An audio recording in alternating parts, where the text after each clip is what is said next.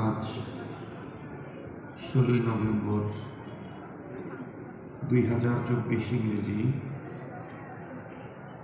শনিবার দিনগত রাত খুলনার ঐতিহ্যবাহী খালেস দ্বীনি বিদ্যাপীঠ দারুল উলুম খুলনার ইন্তজামে আয়োজিত 58তম 2 দিনব্যাপী সালানা ওয়াজ মাহফিলের আখিরি দিনের সদরে ইজলাস সম্মানিত সভাপতি মুআজ্জাজ হযরত বুজুর্গ উলামায়ে কেরাম, বিভিন্ন দ্বীনি মাদারিস থেকে আগত আজিজ তালাবা, বাংলাদেশের বিভিন্ন দূর দারাজের এলাকা থেকে সমাগত সম্মানিত সুধী, সর্বপ্রথম মহান আল্লাহ পাকের দরবারে আলিশান লাখো কোটি শুকর যে রব্বে করিম অত্যন্ত দয়া করে মায়া করে ভালোবেসে আমাদের হায়াতকে দীর্ঘায়িত করে আজকে মুহূর্ত পর্যন্ত সুস্থ সবল রেখে দারুল উলুম খুলনার সালানা সম্মেলনে সুদীর্ঘ 1 বছর পর আবার আমাদেরকে শিক্ষকের তৌফিক দিয়েছেন। এজন্যে মহান মহিয়ানের দরবারে আমরা প্রত্যেকেই শুকরগুজার হচ্ছি। জবান খুলে ভক্তি সহকারে মহাব্বত নিয়ে দিল থেকে আবেগের সাথে উচ্চ কণ্ঠে সকলেই পড়ে নেই আলহামদুলিল্লাহ। সম্মানিত উপস্থিতি, আপনাদের মনে পড়ে কিনা গত বছর এই প্রোগ্রামে বলেছিলাম যে আপনারা দোয়া করেন যাতে করে আগামী বছর আপনাদের প্রধান বক্তা আপনাদের সামনে উপস্থিত হতে পারেন। আলহামদুলিল্লাহ, আপনারা দোয়া করেছেন, আপনাদের দোয়া কবুল হয়েছে। আপনাদের প্রধান বক্তা আজকে আপনাদের খেদমতে উপস্থিত হবেন। মনে আছে কি আপনাদের? তো আজকের মাহফিলের তো প্রধান আকর্ষণ শুধু এই মাহফিলের না, বর্তমান সময়ে বাংলাদেশের সব প্রোগ্রামেরই প্রধান আকর্ষণ। মামুনুল হক হাফিজাহুল্লাহ উনি তশরিফ আনবেন, বয়ান করবেন। আমি মাঝখানে অল্প কিছু সময় একটা সাবজেক্টের উপরে জরুরি কিছু আলোচনা পেশ করতে চাই। আমার আজকের আলোচনা মাকামে উলামা, এই সাবজেক্টের উপরে আমি অতীতে যদি আলোচনা করে থাকি, এরপরও আজকে অত্যন্ত জরুরি।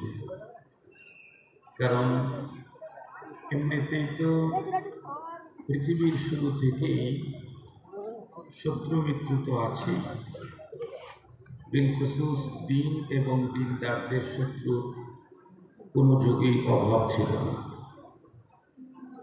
আমাদের দেশ সংখ্যাগরিষ্ঠ মুসলমানদের দেশ, এরপরেও আমাদের দেশে ইসলাম এবং মুসলিম বিলখুসুস উলামায়ে কেরামের শত্রুর কোনো অভাব নেই। এমনিতেই তো আমাদের দেশের রাম বাম নাস্তিক মুরতাদ এটা আসলে একটু নিচু হয়েছে। এরা তো সবসময় লেগেই থাকে উলামায়ে কেরামদের পিছনে, 24 ঘন্টাই তাদের চিন্তা চেতনা ফিকির উলামায়ে কেরামদেরকে নিয়ে, ভালো কিছুর জন্য না, সহযোগিতার জন্য না, অন্য বিষয়ে। ইদানিংকালে উলামায়ে কেরামদের ব্যাপারে জবান খোলার নতুন আরও কিছু মানুষ যোগ হচ্ছে আমরা দেখতেছি। যে মানুষগুলি নিজেদেরকে অনেক বড় দিনদার মনে করেন, তাদের মাথাতে টুপি আছে, মুখে দাড়ি আছে, মাথায় পাগড়ি ভি আছে এবং অনেকের পরনে সুন্দর সুন্নতি লিবাস জুব্বাও আছে। দিনের কোনো একটা কাজ তার সাথে তারা সম্পৃক্ত আছেন, নিজেদেরকে সেই কাজের ঠিকাদারও মনে করেন। এই জাতীয় কিছু মানুষের মুখ থেকে, জবান থেকে, তাদের থেকে উলামায়ে কেরামের বিরুদ্ধে নানা রকমের কথোপকথন, লেখালেখি এবং অশুভ আচরণ দিন দিন যেন এদেশে বেড়েই চলছে। সঙ্গত কারণেই মাকামে উলামা শীর্ষক আলোচনা বর্তমান সময়ের এদেশের মুসলমানদের জন্য সবচেয়ে বেশি জরুরি। কারণ আমরা প্রত্যেকেই জানি এই পৃথিবীতে আল্লাহ পাক মানুষকে তৈরি করে তাদেরকে আল্লাহ পাওয়া জান্নাতে যাওয়ার জন্য দুটি ধারা দুনিয়াতে চালু রেখেছিলেন। একটি হলো কিতাবুল্লাহর ধারা, অপরটি হলো রিজালুল্লাহর ধারা। আল্লাহ পাক রব্বুল আলামিন এই পৃথিবীর মানুষ কি করে আল্লাহ পাবে, জান্নাতে যাবে, আর এক ভাষায় বলা যায় কি করে ইহকালীন শান্তি আর পরকালীন মুক্তি নিশ্চিত করবে, এ বিষয়ে আল্লাহ পাক স্পষ্ট নীতিমালা দিয়ে গাইড নাজিল করতেন। আর সেই গাইডের প্র্যাকটিক্যাল প্রশিক্ষক আল্লাহ তাআলা তার নিজের পক্ষ থেকে চয়েস করে ওইভাবে তৈরি করে পৃথিবীতে পাঠিয়ে দিতেন। যেই ধারা শুরু হয়েছিল হযরতে আদম আলাইহিস সালাম থেকে, শেষ হয়েছে আমাদের মহানবী মুহাম্মদুর রাসূলুল্লাহ সাল্লাল্লাহু আলাইহি ওয়াসাল্লাম পর্যন্ত এসে যে গাইডগুলি আল্লাহ পাক তার পক্ষ থেকে পৃথিবীর মানুষের ইহকালীন শান্তি পরকালীন মুক্তির জন্য পাঠিয়েছিলেন, তার সংখ্যা 104। সর্বশেষ কিতাব কোরআনুল কারীম। খুব ভালো করে কথাটা আমাদেরকে বুঝতে হবে। আল্লাহ পাক রব্বুল আলামিন এই পৃথিবীর প্রথম মানুষ যেটি পাঠাইলেন, এটাকেই প্রশিক্ষক করে পাঠিয়ে দিলেন। প্রথম মানুষটি উনি ছিলেন পয়গম্বর, উনি পাবলিক ছিলেন না।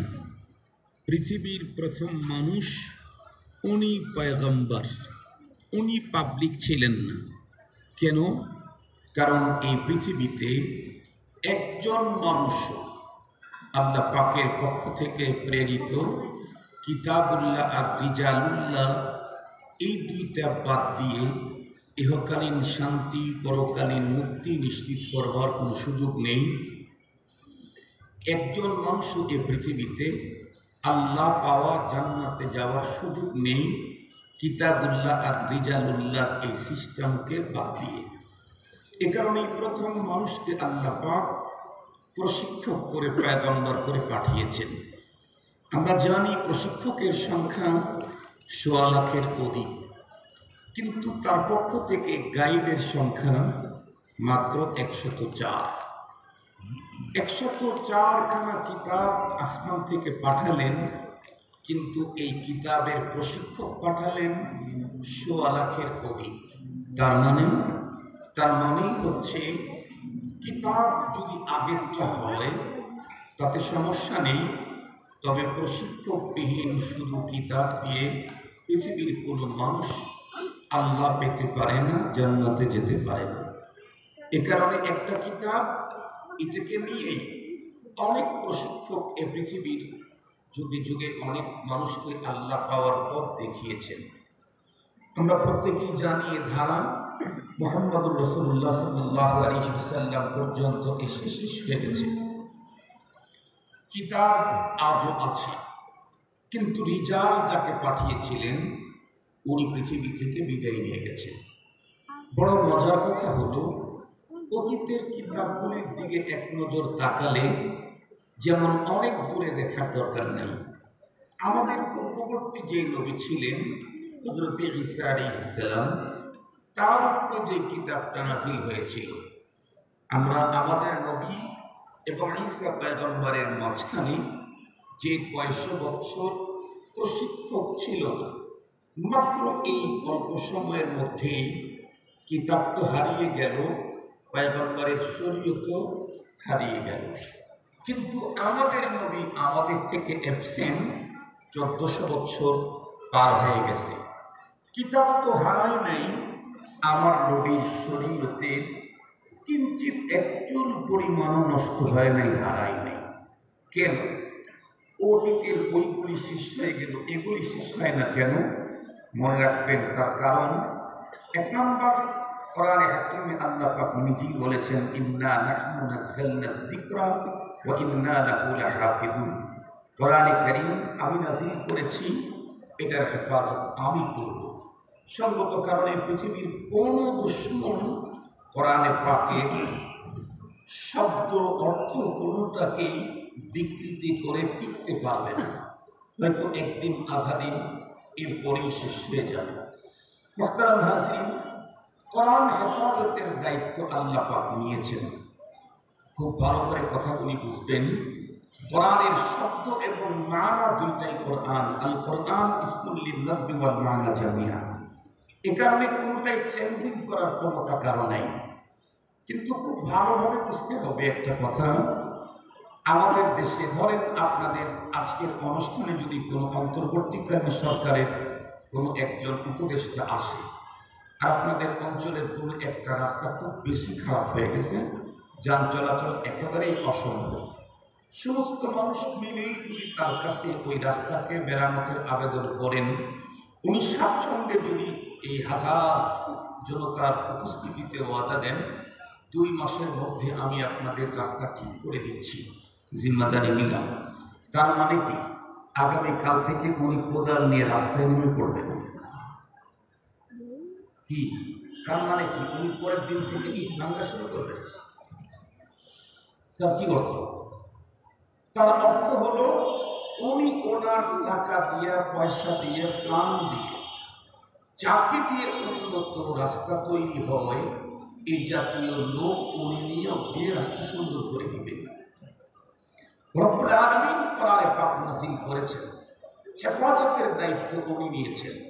তসলিমার মতো কেউ যদি দুনিয়াতে এসে কোরআনে পাকের বিরুদ্ধে কোনো কথা বলে, রব তখন কি নিজে এসে স্লোগান দিবেন?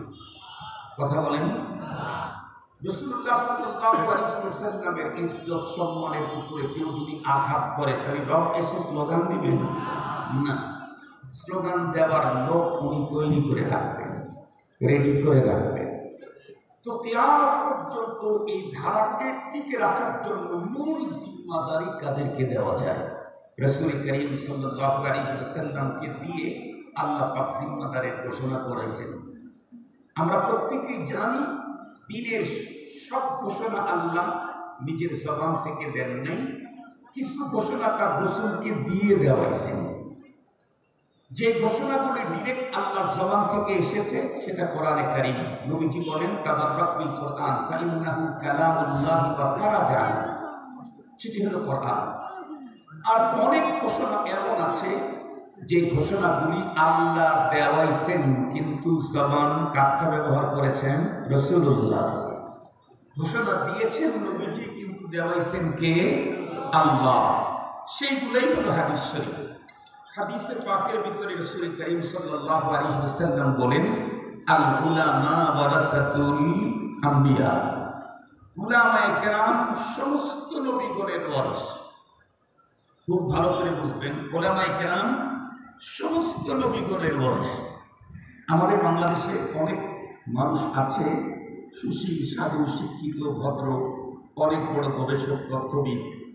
অনেক সময় আমাদেরকেও বলে, কেন আমরা নরম নরম কথা বলি, তো এই জন্য আমাদের কাছে এসে বলে হুজুর এই যে আপনারা যে বাস করেন এটা খুব ভালোই লাগে, নরম নরম সুন্দর কথা বলেন, কিন্তু বক্তৃতার মঞ্চে উঠেই এই যে কি বলে দাফাদাফি, লাফালাফি, এই যে খুব ফাটাফাটি, এটা আবার কেমন? তো আমরা অনেক সময় তাদেরকে বলি যে দেখেন আমাদের শেষ নবীজি আমাদেরকে বলে গেছেন আমাদের ব্যাপারে আল উলামা ওয়ারাসাতুল আম্বিয়া। এই যুগের উলামায়ে কেরাম সমস্ত নবীগণের ওয়ারিস। নবীগণ তো 2 রকমেরই ছিলেন, নরম এবং গরম। তার মধ্যে মুসা আলাইহিস সালাম তো একেবারেই নরম ছিলেন, আজরাইল আলাইহিস সালামকে থাপ্পড় দিয়েছেন, আর একজনকে চড় লাগাইছে, চড়েই মারা গেছে। যেই লোকের চড়ে মানুষ মরে ওই লোকের বক্সিনে কি হবে বলেন তো দেখি? যেই লোকের চড়ে মানুষ মারা যায় ওই লোকের বক্সিং খেলে কি হবে? হযরত মুসা আলাইহিস সালাম টোটাল মানে পুরাটাই গরম গরম। তো এই উম্মতের উলামায়ে কেরাম সমস্ত নবীদের ওয়ারিস। সঙ্গত কারণে নরমও থাকবে, মুসা আলাইহিস সালামের মতো গরমও থাকবে। এই বিরাসতের ঘোষণা কে দিয়ে গেছেন? মুহাম্মদুর রাসূলুল্লাহ সাল্লাল্লাহু আলাইহি ওয়াসাল্লাম। আমি সেদিকে যেতে চাই না। তাহলে উলামায়ে কেরাম কিয়ামত পর্যন্ত সমস্ত নবীগণের ওয়ারিস। নবীগণ দুনিয়াতে দ্বীনের যেই কাজ যেভাবে করেছেন সে কাজগুলি উলামায়ে কেরাম করবেন। খুব ভালো করে বুঝবেন।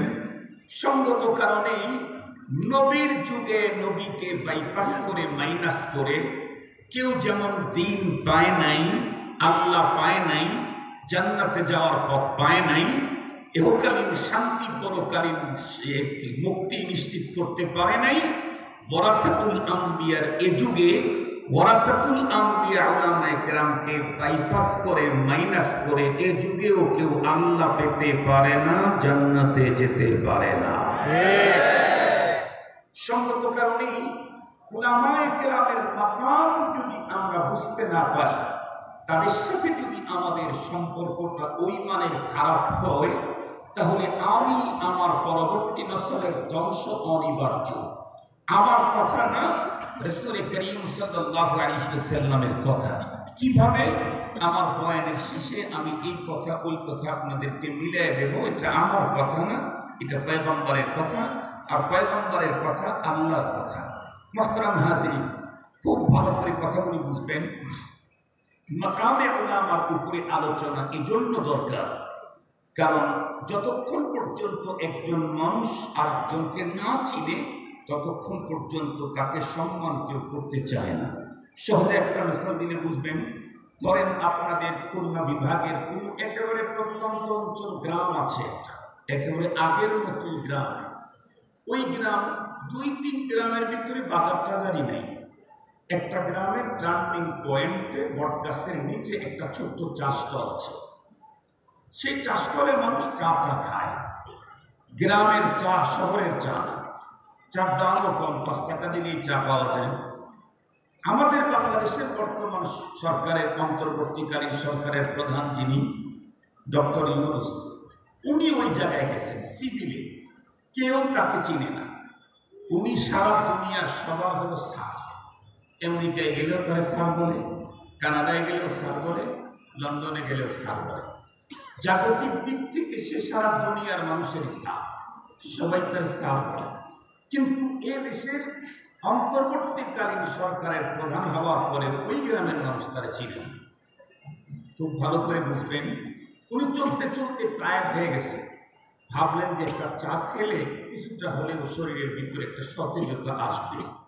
এ কারণে ওখানে বললেন, ভাই আমার একটা চা দাও। চাও তো গ্রামীণ চা, রাজধানীর চা তো অন্য। গ্রামের চা মানে কি? একটু লিকার দিছে আর একটু বেশি করে চিনি দিলেই চা, চিনি কম হলেই চা খারাপ। এটা হলো গ্রামের চা। চিনি বেশি দিলেই চা বড় সুন্দর। এটা হলো গ্রামীণ চা বৈশিষ্ট্য। তো এইটা তুলে একটা চা উনি দিয়েছেন। বসার তেমন কোনো জায়গা নেই। আমাদের সিরাজগঞ্জে বাঁশ এরকম করে করে এভাবে বসায় দেয়, ওইটাকে আমরা সিরাজগঞ্জে মাচাল বলি। মাচাল, আপনারা কি মাচা বলেন না মাচাল বলেন? এই মাচা বানায় রাখছে এই কি বলে বাঁশ দিয়ে। ওর উপরে 2-3 জন বসে বসে চা খাচ্ছে। তো এক অন্তর্বর্তীকালীন সরকারের প্রধান উনি ওখানে গিয়ে দেখলেন তুলনামূলক সবচেয়ে বয়সে কম এই ছেলেটা। তো তাকে বললেন, বাবু একটু প্লিজ একটু আমি একটু বসে চা খেতে চাইলাম। এখনকার বাবুরা তো বাবু নাই, এখনকার ছেলেরা মুরব্বীদের চাইতেও মুরব্বীদেরও মুরব্বী। বিশ্বাস করেন? আওয়াজ করেন না কেন? এখনকার ছেলেরা মুরব্বীদের মুরব্বী। ছেলেরা মুরব্বীদের মুরব্বী হলে এটি খুব ভয়ঙ্কর লক্ষণ, এটা ভালো লক্ষণ না। ওই ছেলে তখন উত্তর দিল, আরে বাবা, আপনি চা খাওয়ার জন্য বসতে চাচ্ছেন, আমারও চা আছে, এতটুকু আপনার জ্ঞানও নেই। উনি জ্ঞান দিচ্ছেন, আমি সেদিকে যাব না, কথা লম্বা হয়ে যাবে। আল্লাহ বান্দা চুপ করে দাঁড়ায় নিলেন। ঠিক আছে, কিছুক্ষণ পরে চা খাওয়া হলে তাকে বসতে দিলেন। এখন বলেন তো দেখি, অন্তর্বর্তীকালীন সরকারের প্রধান মাচালের উপরে বসতে চাইল, এক বালক তার উপরে চেপে গেল। এটা কি চিনার কারণে না না চিনার কারণে? না চিনার কারণে। কিছুক্ষণ পরেই চতুর্দিক থেকে র্যাবের গাড়ি, পুলিশের গাড়ি, বিজিবির গাড়ি, সিআইডির গাড়ি, ডিএসপির গাড়ি, এনএসআই এর গাড়ি, তারপর ডিজিএফআই এর গাড়ি চতুর্দিক থেকে ঢুকে পড়ল। সব কি ব্যাপারটা কি বলতেছে, আমাদের স্যার এখানে আসতে আমরা জানতে পারলাম। হুলস্থুল শুরু হয়ে গেল। এরপরে উপস্থিত সবাই জানতে পারলো ইনি অন্তর্বর্তীকালীন সরকার প্রধান। এখন বলেন তো দেখি, মাসালে কি ওনার জায়গা হবে? এখন আর হবে না। এখন তাকে বসার জন্য পুরা গ্রামের সবচেয়ে দামি চেয়ার আনতে চান। আর আপনার বলবেন না, স্যারকে এখানে বসতে দেওয়া যাবে, তো কোথায় নিয়ে যাও? সবচেয়ে দামি বাড়ি, লন্ডন ডিজাইনের ক্যাটাগরিতে যে বাড়ি বানানো হয়েছে সেই বাড়িতে নিয়ে যাও। কেউ তার পিছনে যাবে, কেউ তার সামনে যাবে, কেউ তার পাশে থাকবে, কেউ তার জুতা সোজা করবে। কেন? এখন তার পরিচয় পেয়েছে। কিছুক্ষণ পূর্বে যাকে মাচালে জায়গা দিতে চায় নাই, এখন তার জুতা বহন করার জন্য এলাকার সবচেয়ে ধনী লোকটা চৌধুরীটাও ঘোরা শুরু করছে। সত্যিকার অর্থে উলামায়ে কেরামের মাকাম যদি এদেশের ইমানদারেরা বুঝতে পারে, তাহলে এদেশের প্রেসিডেন্ট আলেমের জুতা সোজা করার জন্য সিরিয়াল দিবে। চিনে না দেখেই জানে না যে আলেম এটা কি জিনিস। আলেম এটা কি জিনিস, এর কাম, এর চেয়ার, এর মর্যাদা, এর মাকাম, এর রূপটা কোথায়, এটা জানে না তো। এ কারণেই সাধারণ লোকেরা পর্যন্ত আলেমের বিরুদ্ধে কলম লেখে, সাধারণ লোক আলেমের বিরুদ্ধে কথা বলে, সাধারণ লোক আলেমের সাথে খারাপ আচরণ করে। সত্যিকারই যদি ইমানদার যদি বুঝতো, জানতো, তাহলে আলেমের জুতা সোজা করার জন্য সিরিয়াল দিত। পৃথিবীর অতীতের ইতিহাসে দিয়েছে না দেয় নাই? কথা বলেন না কেন? দিয়েছে না দেয় নাই? নতুন কিছু বলছে কি?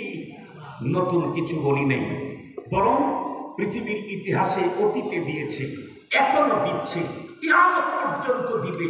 যতদিন পর্যন্ত দিবে ততদিন পর্যন্তই এই পৃথিবীতে আলেম তৈরি হবে। আর যতদিন পর্যন্ত আলেম থাকবে ততদিন পর্যন্ত পৃথিবীর এই ডেকোরেশন ঠিক থাকবে।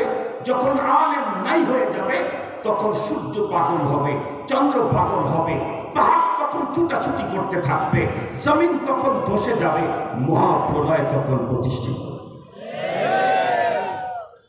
এই জন্য মুহতারাম হাজরিন, আমার আজকের আলোচনা মাকামে উলামা, এই বিষয়টা নিয়ে আলোচনা করার শুরুতেই আপনাদেরকে প্রথমেই জানিয়ে দিচ্ছি, উলামায়ে কেরামের মাকাম এত উঁচু যে উলামায়ে কেরামের মাকামের বর্ণনা আল্লাহ পাক কখনো তার রাসূলকে দিয়ে করাইলেন যে আপনি এটা বলেন আলেমের ব্যাপারে, আপনি এটা বলেন আলেমের এই মর্যাদা, আপনি এটা বলেন আলেমের এই মর্যাদা। হাদিস করে দেখেন আছে, তার রাসূলকে দিয়ে বলাইতেছেন, এর মাঝে মাঝে আল্লাহ নিজেও আবার বলতেছেন। আল্লাহু আকবার বলবেন। তার রাসূলকে দিয়ে বলাচ্ছেন, এরপরে আবার উনিও বলতেছেন। তাহলে বুঝেন মর্যাদাটা কত উঁচায়। আল্লাহ পাকের রাসূল সাল্লাল্লাহু আলাইহি ওয়াসাল্লামকে দিয়ে আল্লাহ পাক কি বলাইলেন? আমি যেই হাদিসটা আজকে পড়েছি সেই হাদিস আল্লাহ পাকের রাসূল বলেন, উগদু আলিমা আও মুতাআল্লিমা আও মুহিব্বা আও মুস্তামিআ ওয়ালা তাকুনিল খামিসু ফাতানা। নবীজি বললেন যে তোমরা সব আলেম হয়ে যাও, যদি এটা না হও তাহলে তালিবুল ইলম হও, যদি এটা না পারো তাহলে মুহাব্বতকারী হও। কাকে? আলেম। যদি এটাও না হও তাহলে আলেমের কথা শ্রবণকারী হও। খবরদার এর বাইরের কোনো গ্রুপে ঢুকে থেকো না, তাহলে কিন্তু তুমি নিশ্চিত ধ্বংস হয়ে যাবে। আমি জিজ্ঞেস করতে চাই, যে চারটার কথা বলছেন সবগুলা কিন্তু ওলামা কেন্দ্রিক। কোন আলেম? এটা তো আলেম। আও মুতাআল্লিম, মুতাআল্লিম যে সে কার কাছে যাবে? আলেমের কাছে। মুহিব্বান, মুহাব্বতকারী, কাকে মুহাব্বতকারী? আলেমকে। আও মুস্তামিআন, কথা শোনো, কার কথা? তাহলে চারটা বলেছেন, কিন্তু চারটা মিললে মূলত একটাই, সেটা হলো আলেম। কথা বলেন না কেন ভাইজান? চারটা বলেছেন, চার কাতার, কিন্তু চার কাতারের মূলে কেটা? চার কাতারের মূলে হলো আলেম। আলেম হও, না হয় আলেমের ছাত্র হও, না হয় আলেমের মুহাব্বতকারী হও, না হয় আলেমের কথা শ্রবণকারী হও। তার মানে ওই যে বলেছিলাম যে নবীর যুগে নবীকে বাইপাস করে যেমন কেউ আল্লাহ পায় নাই, জান্নাতে যায় নাই, নায়েবে নবীর এই যুগে নায়েবে নবী উলামায়ে কেরামদেরকে বাইপাস করে মাইনাস করে কেউ তার নিজের ধ্বংস থেকে মুক্তি পাওয়ার পথ নাই। এটা রাসূল করিম সাল্লাল্লাহু আলাইহি ওয়াসাল্লামের এক হাদিস। এটা তো আল্লাহ পাক তার রাসূলকে দিয়ে বললেন। আল্লাহ নিজে কি বললেন? আল্লাহ কোরআনে হাকিমের একখানা আয়াতে কারিমার অংশ আমি তেলাওয়াত করেছি, সূরা মুজাদালা 11 নম্বর আয়াত। এই আয়াতের অর্ধেক, শেষের অর্ধেকটুকু আমি পড়েছি। এই আয়াতে আল্লাহ তাআলা বলেন, ইয়ারফাইল্লাহুল্লাযীনা আমানু মিনকুম ওয়াল্লাযীনা উতুল ইলমা দারাজাত। এই পৃথিবীতে যত মানুষ আল্লাহ পাক তৈরি করেছেন, এর মধ্যে সবচেয়ে মর্যাদায় উঁচা হলো ইমানদার। বর্তমান পৃথিবীতে মানুষ 800 কোটি। 800 কোটি মানুষের মধ্যে ইমানদার 1/4%, 4 ভাগের 1 ভাগ, 200 কোটি। 800 কোটি মানুষের মধ্যে যারা ইমানদার, তাদের মর্যাদা, তাদের মাকাম অনেক উঁচু। কত উঁচু? আল্লাহ পাক রব্বুল আলামিন কোরআনে হাকিম আল্লাহ তাআলা নিজেই বলেন, আল্লাহু ওয়ালিয়ুল্লাযীনা আমানু। কত উঁচু? আল্লাহ পাক বলেন, আল্লাহ গার্ডিয়ান এই পৃথিবীর কাদের? যারা ইমানদার তাদের। বলেন তো দেখি, রব্বুল আলামিন যদি আমার গার্ডিয়ান হন, তাহলে একজন ইমানদারের মর্যাদার জন্য এর চাইতে বড় আর কি পথ লাগে যে রব আমার গার্ডিয়ান। আপনাদেরকে বিষয়টা আরো ভালো করে বুঝবার জন্য একটু সূক্ষ্ম হচ্ছে কথাটা, এটা মোটা করে বুঝবার জন্য বাংলাদেশের একটা ঘটনা বলি, তিনি খুব ভালো বুঝবেন। আমাদের বিগত অতীত সরকারের সময় বাংলাদেশের অনেক বড় বড় মন্ত্রী এমপি ছিল এবং তারা অনেক বড় বড় বুজুর্গ আল্লাহওয়ালা ছিল। তার মধ্যে একজন তো প্রতি রাত্রে 70 থেকে 80 রাকাত তাহাজ্জুদের নামাজ পড়ত। এরকম একজন ছিল না? মনে আছে আপনাদের? ওই দিকের কথা বলতেছি আমি, ওই দিকের কথা বলতেছি। ওই জায়গাতে একই দলের ভিতরে সিরিয়াস কন্দল, খুব কন্দল, 2 বাঘ বাঘিনী লড়াই হয় সেখানে, খুব সিরিয়াস কন্দল। কেউ কারো চাইতে কম হয়, কেউ কাউকে ছাড় দিতে চায় না। একটা পর্যায়ে তুমুল অবস্থা যখন তৈরি হলো, খাস করে সেই মুহূর্তে বাংলাদেশের সর্বোচ্চ চেয়ার থেকে একটা ঘোষণাপত্র আসলো। কি? বাংলাদেশের বিগত সময়ে সর্বোচ্চ চেয়ারের ওই ব্যক্তির পক্ষ থেকে ঘোষণা আসলো, অমক পরিবারের গার্ডিয়ান আমি নিজে, অমক পরিবারকে আমি দেখব।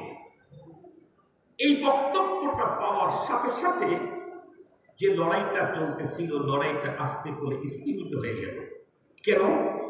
কারণ ওরা তখন দেখলো এদেশের সর্বোচ্চ চেয়ার থেকে যে গার্ডিয়ানকে শেল্টার দেওয়ার ঘোষণা এসেছে, সেই ফ্যামিলির সাথে এই দেশের কেউ যুদ্ধ করতে যাওয়া মানে তাদের নিজের জীবনকে বিপন্ন করে ফেলা। ছোট্ট একটা রাষ্ট্রের প্রেসিডেন্ট কতই বা পাওয়ার ছিল, 50 সাল পর্যন্ত প্ল্যান করে 50 মিনিটে সময় পেল না, 45 মিনিটেই চলে যাওয়া। এতটুকু পাওয়ার থাকার পরেও, এত অল্প পাওয়ার হওয়ার পরে উনি যখন ঘোষণা দিলেন অমুক ফ্যামিলির গার্ডিয়ান আমি তাকে দেখব, সাথে সাথেই যদি অন্যরা স্থিমিত হয়ে যায়, রব্বুল আলামিন আসমান জমিনের মালিক আল্লাহ পাক উনি ঘোষণা দিয়েছেন এই পৃথিবীর মধ্যে, আল্লাহু ওয়ালিয়ুল্লাযীনা আমানু।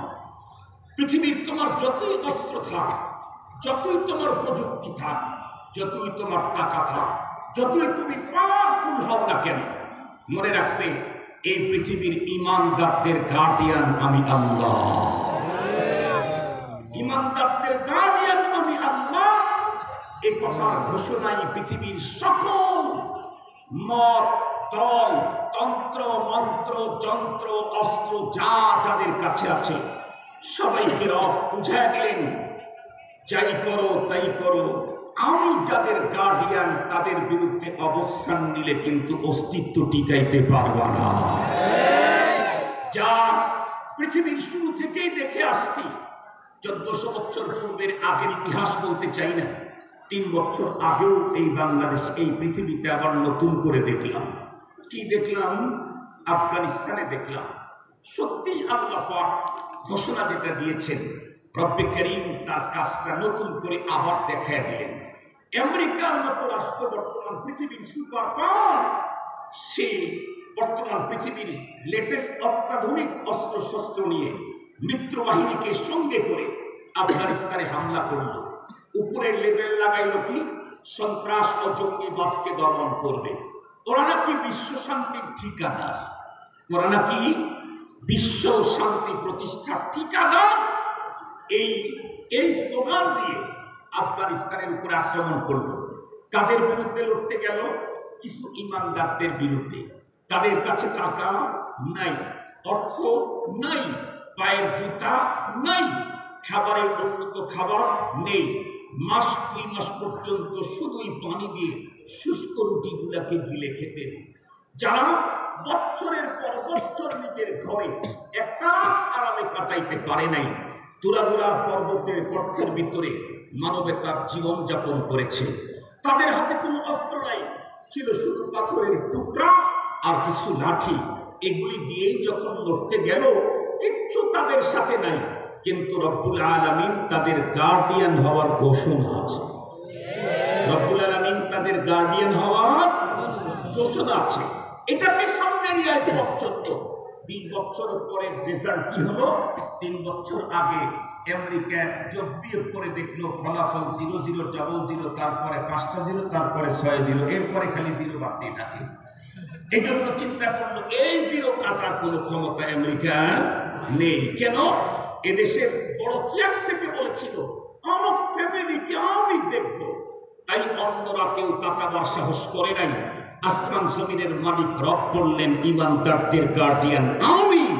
তার সাথে আবার বিট্টি দিতে গেলে, ফাইটে গেলে আমেরিকার বাবাও টিকতে পারবে না। এটা আমেরিকার বুঝে আসলো পরে। পরবর্তীতে মুহূর্তের ভিতরে পল্টিবাজের নেতারা পল্টি খেল কি? আফগানিস্তানের তালেবান এই ইমানদারগুলি এরা জঙ্গি না, সন্ত্রাসী না, এরা শান্তিকামী, আমরাও শান্তিকামী। আসো তাহলে এবার বৈঠক হোক। ওনারা মুস্কি হিসেবে বললেন আসো বসো। যাদের এক একজনের কাল্লা দেওয়ার জন্য $1,000 মিলিয়ন ঘোষণা দিল, তাদের সাথে বসতে এখন আব্বা আব্বা ডাক বলতে বলতে মুখে ফেনা কেটে গেল। শেষ পর্যন্ত কি বলল? তোমার সৈন্যগুলি নিতে পারো, অস্ত্র নিয়ে যেতে পারবা না। তারা বলে অস্ত্র আমার দরকার নেই, সৈন্যগুলি হলেই আলহামদুলিল্লাহ। মোহতারাম হাজিরিন, তার মানে আমি যদি ইমানদারি হতে পারি, তাহলে পৃথিবীর কোন পাওয়ার আমার মোকাবেলায় টিকতে পারে না, পারে নাই, পারবে না। কিন্তু হতে হবে ইমানদার। ওয়ালা তাহিনু ওয়ালা তাহজানু ওয়া আনতুমুল আ'লাউন ইন কুনতুম মুমিনিন। তো আল্লাহ পাক বলেন ইয়ারফাইল্লাহুল্লাযীনা আমানু মিনকুম। ইমানদারের এত মর্যাদা খুব ভালো করে বুঝবেন। এরপরে রব্বুল আলামিন বলেন ওয়াল্লাযীনা উতুল ইলম দারাজাত। এই ইমানদারেরই তো এত মর্যাদা। রব্বুল আলামিন বলেন সকল ইমানদার তোমাদের ভিতরে আবার আমার কিছু ভিআইপিও আছে। সুবহানাল্লাহ বলবেন না যে? কার ভিআইপি? কার ভিআইপি? আরো জোরে বলেন কার ভিআইপি? আল্লাহ পাকের ভিআইপি কিছু আছে। ভিআইপি কারা? আল্লাহ পাক বলেন ওয়াল্লাযীনা উতুল ইলম, যাদেরকে ইলম দেওয়া হয়েছে, ওহীর ইলম, যাদেরকে ওহীর ইলম দেওয়া হয়েছে, তারা আমার কাছে ভিআইপি পার্সন। কেমন ভিআইপি পার্সন? কোরআনে হাকিমে আল্লাহ পাক রব্বুল আলামিন আরেক জায়গায় বলেন শাহিদাল্লাহু আন্নাহু লা ইলাহা ইল্লা হু ওয়াল মালাইকাতু ওয়া উলুল ইলমি কাইমান বিল কিসতি লা ইলাহা ইল্লা হুয়াল আজিজুল হাকীম। আল্লাহ পাক উলামায়ে কিরামকে চেয়ারটা কত উঁচু দিয়েছেন, কোন চেয়ারে বসাইছেন, এটা কোরআনে হাকিমে আল্লাহ পাক নিজে বলতেছেন। এই আয়াতে কারিমাতে এ পৃথিবীর মানুষের ইহকালীন এবং পরকালীন শান্তি আর মুক্তির মূল মন্ত্র যেটা, সেই মন্ত্র আর তন্ত্রের কথা উল্লেখ করে সেই মন্ত্র আর তন্ত্রের উপরে তিনটা সাক্ষীর কথা আল্লাহ তাআলা এখানে বয়ান করেছেন। এই পৃথিবীর মানুষের মূল মন্ত্র মুক্তি হলো তাওহীদ। জোরে বলেন কি? তাওহীদ, একত্ববাদ। আল্লাহ পাক এই আয়াতে কারিমাতে বলেন যে আমার একত্ববাদ, যেটা এই পৃথিবীর সমস্ত মানুষের সবচাইতে বড় ধন। একজন মানুষের কাছে পৃথিবীর সব সম্পদ আছে, কিন্তু তাওহীদ নাই, ওই লোকটার মর্যাদা আল্লাহ পাকের কাছে কুকুর শুকুর সমতুল্য না। আর একজন মানুষের কাছে কিচ্ছু নাই, কিন্তু তাওহীদে খালিস তার কাছে আছে, পিওর তাওহীদ তার কাছে আছে, পিওর তাওহীদ তার কাছে আছে। পৃথিবীর কিচ্ছু নাই, কসম আল্লাহ, এই লোকটা পৃথিবীর সকল মানুষের মধ্যে সবচেয়ে উন্নত মানুষের সিরিয়ালে। সেই তাওহীদের এই মন্ত্র আর তন্ত্রের সাক্ষী আল্লাহ পাক এই আয়াতে কারিমাতে তিনটা দাঁড় করাইছেন, বর্ণনা করেছেন। আল্লাহ বলেন শাহিদাল্লাহ, আল্লাহ যে এক, লা শারীকা লাহু, এই কথার প্রথম সাক্ষী হলো স্বয়ং আল্লাহ। দ্বিতীয় সাক্ষী ওয়াল মালাইকা, ফেরেশতাকুল আল্লাহ পাকের তাওহীদের দ্বিতীয় সাক্ষী। তৃতীয় নাম্বার সাক্ষী আল্লাহ পাক বলেন ওয়া উলুল ইলমি। আল্লাহু আকবার বলেন। আপনারা মনে হয় এখনো বুঝেন না বিষয়টা। আল্লাহ পাকের তাওহীদের সাক্ষীর কথা আল্লাহ পাক কোরআনে বর্ণনা করতে গিয়ে প্রথমে আল্লাহ পাক নিজের নাম বললেন শাহিদাল্লাহ। আল্লাহ পাক নিজেই সাক্ষী তার তাওহীদের। এরপরে সাক্ষী হলো ওয়াল মালাইকা, ফেরেশতা। এরপরে তিন নম্বরের সাক্ষী হলো ওয়া উলুল ইলমি, যারা ইলমওয়ালা উলামায়ে কেরাম, তারাও আল্লাহ পাকের তাওহীদের সাক্ষী। আপনাদেরকে এই বিষয়টা বুঝবার জন্য একটা মিসাল দিলে ভালো বুঝবেন, তাছাড়া আপনারা বুঝতেছেন না।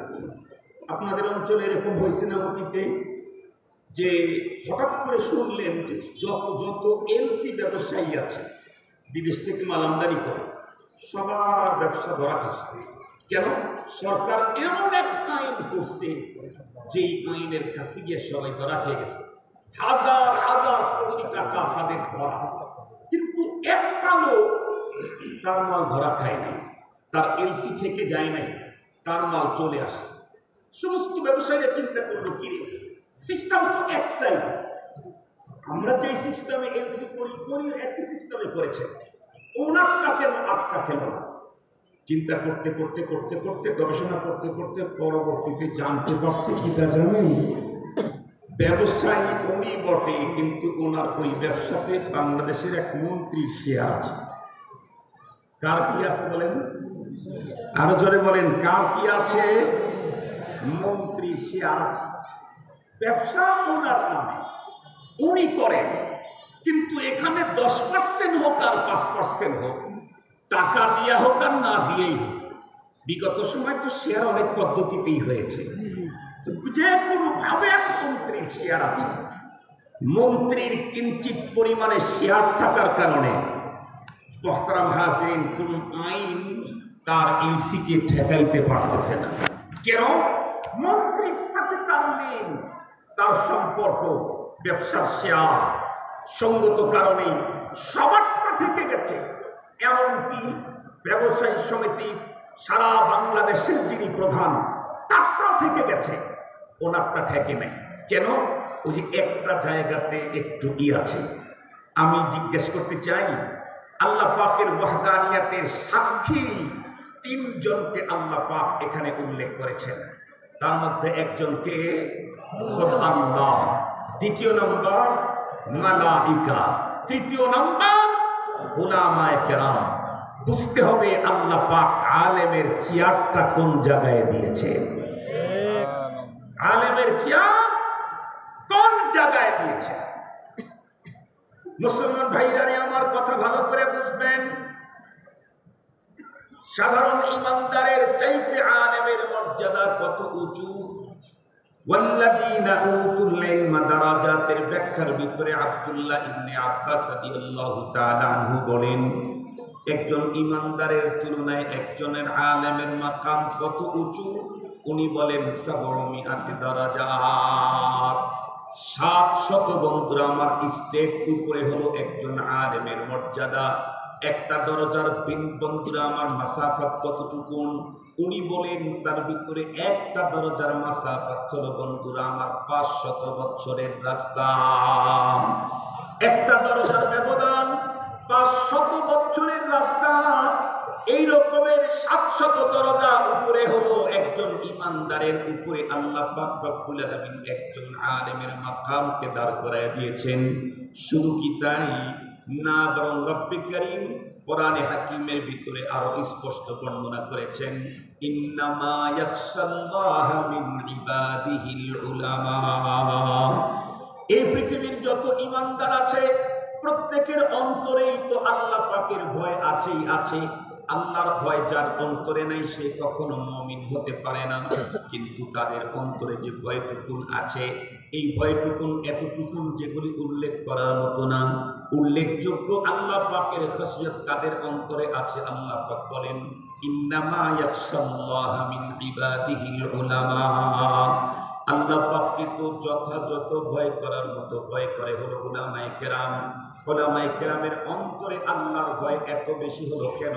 আল্লাহর পয়গম্বর স্পষ্ট বলে দিয়েছেন, আনা আতকাকুম বিল্লাহি ওয়া আখশাকুম, আমি তোমাদের ভিতরে সবচাইতে বেশি আল্লাহ পাককে ভয় পাই। কেন? লিআন্নী আ'লামুকুম বিল্লাহ, তোমাদের সবচাইতে বেশি আমি আল্লাহর মারিফত অন্তরে আমার বেশি আছে। আল্লাহ পাককে আমি যেইভাবে চিনি তোমরা কেউ সেইভাবে চিনো না। এ কারণে আমার তাকওয়ার মতো তোমাদের তাকওয়া কোনোদিন হতে পারে না, আমার খাসিয়াতের মতো তোমাদের খাসিয়াত কোনোদিন হতে পারে না। কারণ রব্বুল আলামিনকে আমি যেইভাবে চিনি সেইভাবে তোমরা কেউ চিনো না, চিনতে পারো না। পৃথিবীর সমস্ত মাঝে মাঝেই তো বলি, আমাদের সমস্ত নবীগণ আমাদেরকে জান্নাত জাহান্নামের ওয়াজ করেছেন বন্ধুরা আমার না দেখে। আর আমার পয়গম্বর জান্নাত জাহান্নামের ওয়াজ করেছেন নিজের চোখে দেখে এসে। আমার পয়গম্বরের উত্তম নিজের চোখে জান্নাত দেখেছেন মেরাজের রাত্রে, জাহান্নাম দেখেছেন মেরাজের রাত্রে। আল্লাহ পাকের সাথে মোলাকাত হয়েছে মেরাজের রাত্রে, আল্লাহ পাকের সাথে মোলাকাত হয়েছে। কেমন? ফাদানা ফাতাদাল্লা ফাকানা কাবা কাউসাইনি আও আদনা। এক বর্ণনায় এসেছে রব তার প্রিয় হাবিবের এত কাছাকাছি। আমরা যেমন অনেক সময় বুঝবার জন্য বলতেছি, মূলত হাকিকি কথা তো এরকম না, এটা বুঝবার জন্য জাস্ট ফর একটা মিসাল। আমি অনেক সময় আমার মুসলিমদেরকে বলি যে আমরা মিসাল দিলেও আপনারা বুঝেন না। মিসাল আপনারা তো বলেন মিসাল, আরে অমুক বাঘের বাচ্চা, যারে বাঘের বাচ্চা বলছেন ওর চেহারা নাকি বাঘের মতো, ওর চোখগুলি বাঘের মতো, ওর পাগুলি বাঘের মতো, ওর বডির লোমগুলি বাঘের মতো। কথা বলেন না কেন? কথা বলেন না কেন? ওর লেজটা বাঘের মতো। আরো জোরে বলেন, লেজই তো নেই, কানও তো বাঘের মতো না, চোখও তো বাঘের মতো না, বডিটাও তো বাঘের মতো না, স্কিনটাও বাঘের মতো না, লোমগুলি বাঘের মতো না, ফিটনেসটা বাঘের মতো না, উচ্চতা বাঘের মতো না, হাঁটা চলা বাঘের মতো না, খাওয়া দাওয়া বাঘের মতো না, রুচিও বাঘের মতো না। তো কোনো দিক দিয়ে মিল নাই। বাঘের মতো বললেন কেমনে? এক দিক দিয়ে বলা হয়েছে, সেটা হলো সাহসিকতার দিক থেকে। তাহলে এটাই তো স্বাভাবিক, মেসাল তো এক দিক দিয়ে হয়। তো হুজুররা মেসাল দিয়েছে এক দিকে, আপনি আর তিন দিকে ঘুরান কেন? হুজুর তো বুঝাইতে চাইছে একদিকে, আপনি আর তিন দিকে ঘুরাইলেন কেন? তিন দিকে ঘুরাইলে তো গোমরাহি আসবে, তখনই তো ঝামেলা তৈরি হবে। আমিও তাই বলছি আপনাদেরকে, খুব ভালো করে বোঝার জন্য চেষ্টা করবেন। কি বলতেছিলাম যেন? সবাই ভুলে গেলেন? মেরাজের রাত, রাসূল করিম সাল্লাল্লাহু আলাইহি ওয়াসাল্লাম, আল্লাহ পাক রব্বুল আলামিন পয়গম্বরের এত কাছাকাছি, পয়গম্বরকে আল্লাহ পাক এত কাছাকাছি। এক বর্ণনায় এসেছেন রব তার হাত পয়গম্বরের কাঁধের উপরে দিয়ে রাখছে। আমরা যেমন 12 বছর পরে লন্ডন থেকে বন্ধু একটা চলে আসছে। 12 বছর প্রতিদিন যার সাথে চা খেতাম, 12 বছর দেখা হয় না, কথা হয় না, হঠাৎ করে বাজারে দেখা, বন্ধুকে জড়ায় ধরে কাদের উপরে হাত রেখে 1 ঘন্টা গল্প করতেছে। লোকের বলতেছে বসেন, বসার টাইম নাই। কেন? এতদিন পরে পেয়েছি, কি আবেগ, বসারই টাইম নেই, সোফা ওখানে পড়েই আছে, তারপরে বসার টাইম পায় না। আমরা আমাদের দোস্তকে যেই পরিমাণে মহব্বত করি, আল্লাহ তার মাহবুবকে তার চাইতে কম মহব্বত করতেন, আরো অনেক অনেক অনেক গুণে। তো যে কথা বলতেছিলাম, রব, আল্লাহ পাকে রাসূল বলেন, আমি আমার রবকে যেইভাবে চিনি, যেইভাবে জানি, সেইভাবে তোমরা চিনো না, সেইভাবে তোমরা জানো না। সঙ্গত কারণে আমার রবের ভয় আমার অন্তরে যেই পরিমাণ, সেই পরিমাণ তোমাদের অন্তরে ঢুকতে পারে না। খোলাসা কথা হলো, আল্লাহ পাকের খাসিয়ত বিকদর ইলম, ইলম যেই পরিমাণে থাকবে আল্লাহ সম্পর্কে, আল্লাহ পাকের ভয় অন্তরে সেই পরিমাণে থাকবে। সঙ্গত কারণে আলেম বিল কোরআন যিনি, উনি আলেম বিল্লাহ। কোরআনে পাকে আল্লাহ পাকের পরিচয়, হাদিসে পাকে আল্লাহ পাকের পরিচয়। জ্যামিতিতে আল্লাহর পরিচয় নেই, লসাগু করে আল্লাহর পরিচয় পাওয়া যায় না, গার্হস্থ্য বিজ্ঞান দিয়ে আল্লাহ চিনা যায় না, সায়েন্স দিয়ে আল্লাহ চিনা যায় না, আর্টস আর কমার্স আর ফিজিক্স দিয়ে আল্লাহ চিনা যায় না। আল্লাহ চিনতে চাইলে আল্লাহর কোরআন পড়তে হয়, আল্লাহ চিনতে চাইলে আল্লাহর রাসূলের হাদিস পড়তে হয়, জানতে হয়। সেখানে রবের পরিচয় আছে, এগুলি আছে আলেমের কাছে। সঙ্গত কারণেই আলেম আল্লাহকে যেইভাবে চিনে, ওইভাবে একজন গায়ের আলেম চিনতে পারে না। সঙ্গত কারণে সাধারণ মুমিন, তার অন্তরে আল্লাহর ভয় আর আলেমের আল্লাহর ভয় কোনোদিন সমান হতে পারে না। মুসলমান ভাইয়েরা আমার খুব ভালো করে বুঝবেন, আমার আলোচনার মূল কথা হলো একজন আলেমের মাকাম আল্লাহ পাকের কাছে কি পরিমাণ। হাদিসে পাকের দিকে তাকাইলেও দেখা যায়, কারণ আল্লাহ পাক রব্বুল আলামিন কখনো তার পয়গম্বরকে দিয়ে আলেমের মর্যাদা বর্ণনা করাইছেন, আবার কখনো কখনো নিজেই কোরআনে হাকিমের আয়াত নাজিল করে আলেমের মর্যাদা বর্ণনা করেছেন। আল্লাহ পাকের পয়গম্বর বলেন, ইয়াশফাউ ইয়াউমাল কিয়ামাতি আল আমবিয়া ওয়াল উলামা সুম্মা শুহাদা। খুব ভালো করে বুঝবেন, পরপারের দিন অপরাধী মুমিনদেরকে সুপারিশ করে করে আল্লাহ পাকের জান্নাতে নিবে কারা কারা। এই হাদিসে পাকের ভিতরে 3 শ্রেণীর লোকের কথা বর্ণনা আছে।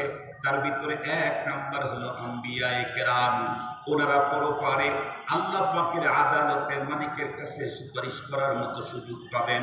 রব্বে করিম অমুককে আপনি ক্ষমা করে দেন, তাকে ক্ষমা করে দেওয়া হবে। 2 নম্বরে আল্লাহর আদালতে রবের সামনে দাঁড়ায়া অপরাধীর ব্যাপারে সুপারিশ করার মতো বন্ধুরা আমার পারমিশন যাকে দেওয়া হবে, ওনারাই হলেন উলামায়ে কেরাম। 3 নম্বরে আল্লাহর পয়গম্বর বলেন সুম্মা শুহাদা।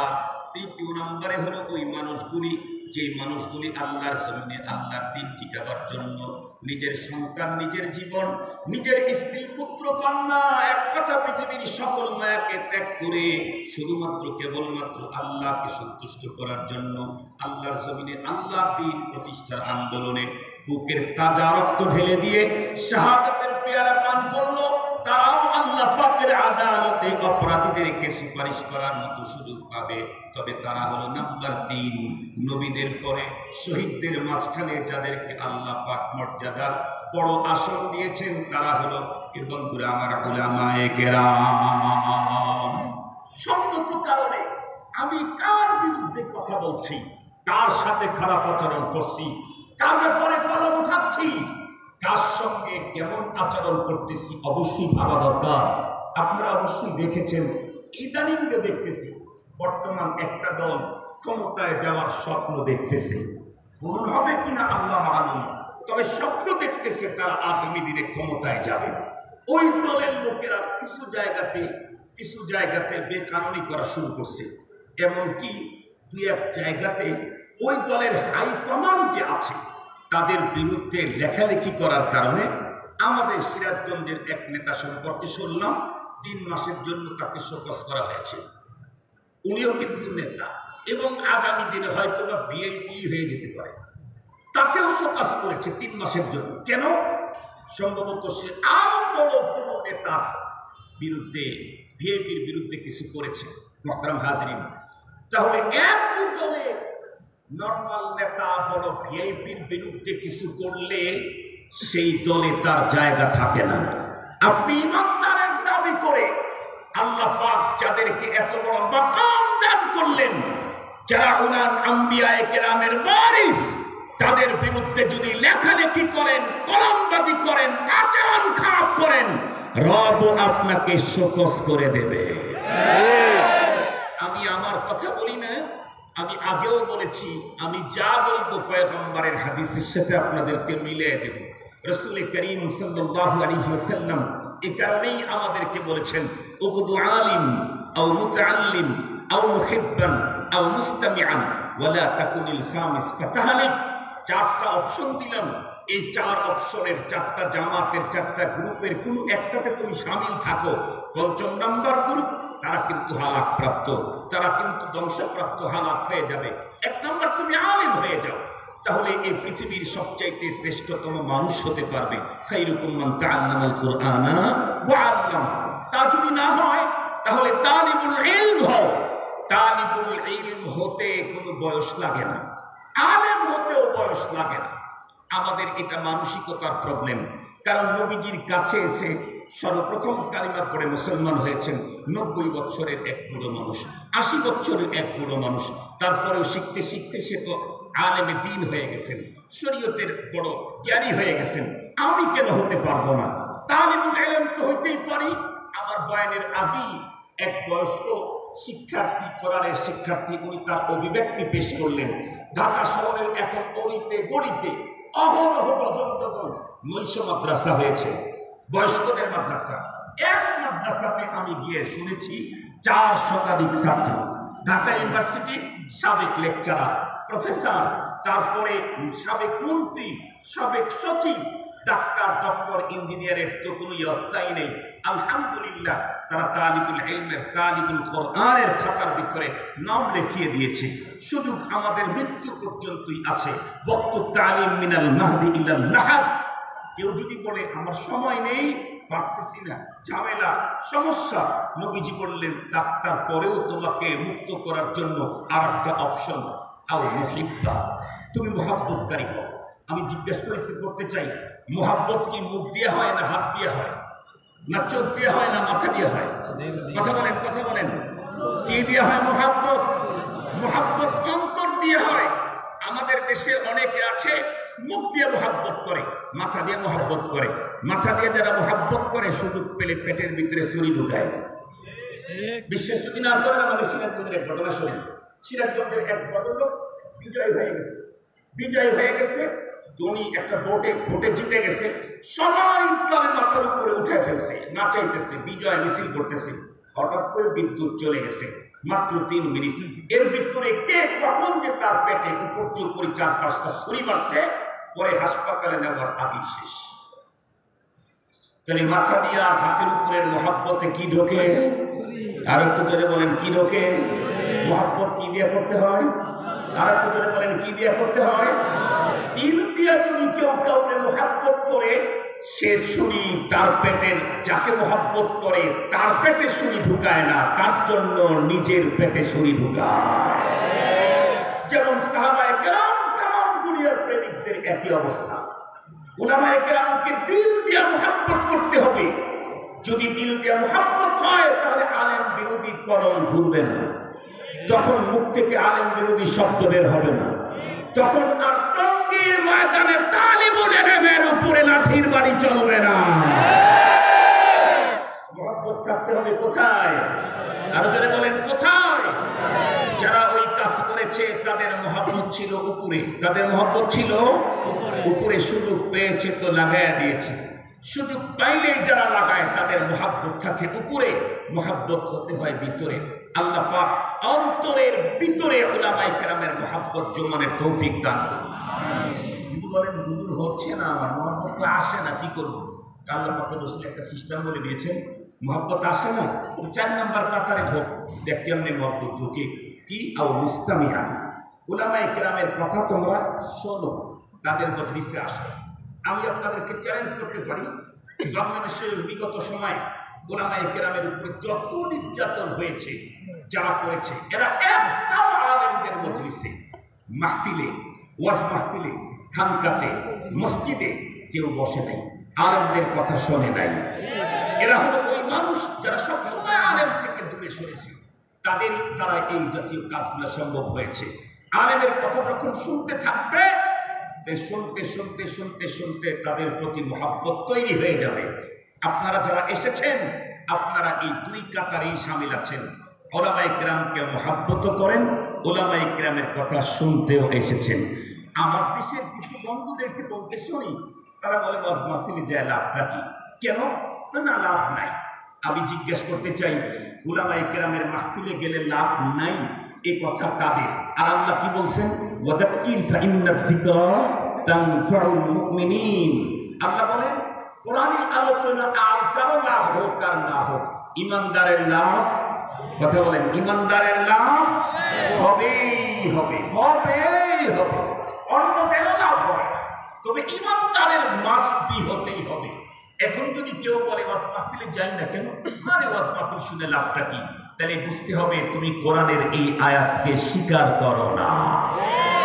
কোরআনের এই আয়াত যে অস্বীকার করে, সে যদি কাবা শরীফের ইমামও হয়, তাকে মুমিন বলার কোনো সুযোগ নাই। কাবা শরীফের খাদেম হইলেও মুমিন বলার সুযোগ নাই। সারা জীবন খানায় কাবার ভিতরে ইবাদত করলেও ইমানদার বলার সুযোগ নাই। বেঈমান কোরআনের এক আয়াত অবিশ্বাস করলেই ফুল বেঈমান হয়ে যায়।